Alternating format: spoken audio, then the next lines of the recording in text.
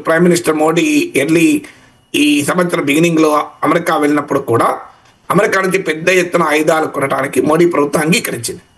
ఆయుధాలు కొనడం తప్పలేదు, కానీ ఆయుధాలు కొనేటప్పుడు మనకు పాకిస్తాన్కి ఇద్దరికి అమెరికా అమ్ముతానంటుంది. ఇప్పుడు అసీం మునీర్ మై ఫేవరెట్ అని ఎన్నిసార్లు ట్రంప్ చెప్తున్నాడు. సో పాకిస్తాన్కి కూడా ఆయుధాలు అమ్ముతూ ఇండియాకు కూడా ఆయుధాలు అమ్మితే ఆ ఆయుధాల పైన ఏ రకమైన క్రెడిబిలిటీ ఉంటుంది? ఏ కష్టకాలంలో ఆయుధాలు అమ్మను అంటే ఏంటి పరిస్థితి? మనకు ఇలా ఆల్రెడీ H1B వీసాల పైన ఆంక్షలు చూస్తున్నాం, ట్రేడ్ పైన ఆంక్షలు చూస్తున్నాం, డిఫెన్స్ పైన ఇలాంటి పరిస్థితి ఏంటి? ఉదాహరణకు మాకు ఆపరేషన్ సింధు స్టార్ట్ అవుతుంది, అండ్ అప్పుడు అర్జెంటుగా ఆయుధాలు కావాలి, మెయింటెనెన్స్ కావాలి. ట్రంప్ లాంటి వాళ్ళు నేను ఇవ్వను అన్నప్పుడు మన పరిస్థితి ఏంటి? డిఫెన్స్లో ఇలాంటి సాధ్యమా? డిఫెన్స్లో పార్ట్నర్ని అతను ఎట్టి పరిస్థితుల్లోనూ దేశానికి సప్లై చేస్తాను సిద్ధపడే ఒక క్రెడిబుల్ ఫ్రెండ్ ఉండాలి. ఇప్పుడు అమెరికాలో ఉండగలుగుతుందా? ఇప్పుడు మనం చూస్తున్నాం కదా, ఎన్నిటిపైన ఆంక్షలు పెడుతున్నారు. మన గతంలో హై టెక్నాలజీ మీకు అగ్ని మిసైల్ పైన ఆంక్షలు పెట్టారు, సూపర్ కంప్యూటర్ల పైన ఆంక్షలు పెట్టారు, అణుపరీక్షలు జరిపినప్పుడు ఆంక్షలు పెట్టారు.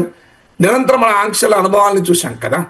మనం అగ్ని మిసైల్స్ అంతగా డెవలప్ చేసుకుంటా అంటే దానికి కావాల్సిన క్రయోజనిక్ ఇంజన్ కోసం మనము రష్యాకి చెందిన గ్లావ్ కాస్మాస్తో GSLV అగ్ని కూడా కాదు, GSLVకి కావాల్సిన క్రయోజనిక్ ఇంజన్ కొరకు మనం అగ్రిమెంట్ చేసుకుంటే దీన్ని అగ్నికి వాడతారని చెప్పి అగ్ని పైన ఆంక్షలు పెడుతున్నామని చెప్పి GSLVకి వాడే ఇంజన్ మనం రాకుండా చేశారు కదా. మరి అలాంటప్పుడు రేపు ఆపరేషన్ సింధు బిగిన్ అయ్యే టైంలో అమెరికా మీరు పాకిస్తాన్తో ఘర్షణ పడితే నేను ఆయుధాలు ఇవ్వను అంటాడు. ఎందుకంటే ఓపెన్గా చెప్తున్నాడు కదా, నేనే కదా ఆపేది యుద్ధాలని. సో అందువల్ల ఇప్పుడు మన అమెరికా ఆ ఆయుధాలు ఇవ్వకపోతే మన పరిస్థితి ఏంటి? ఎందుకంటే మనకు అనుభవం ఉంది F-16 విషయంలో. F-16 అమెరికా పాకిస్తాన్కి ఇచ్చింది. ఎందుకు ఇచ్చింది? తీవ్రవాదుల పైన ప్రయోగించడానికి ఇచ్చింది. కానీ అమెరికా పాకిస్తాన్ తీవ్రవాదుల పైన ప్రయోగిస్తుంది F-16. నిన్న కాకుండా జరిగిన ఆపరేషన్ సింధూర్లో కూడా ఇండియా మీద ప్రయోగించింది. ఇది అమెరికాకు తెలియదా? ట్రంప్కి తెలియదా? మరి ఎందుకు ఆంక్షలు పెడతలేడు? బైడెన్ అడ్మినిస్ట్రేషన్ ప్యాకేజ్ ఇచ్చింది F-16, ట్రంప్ కూడా ప్యాకేజ్ ఇచ్చాడు.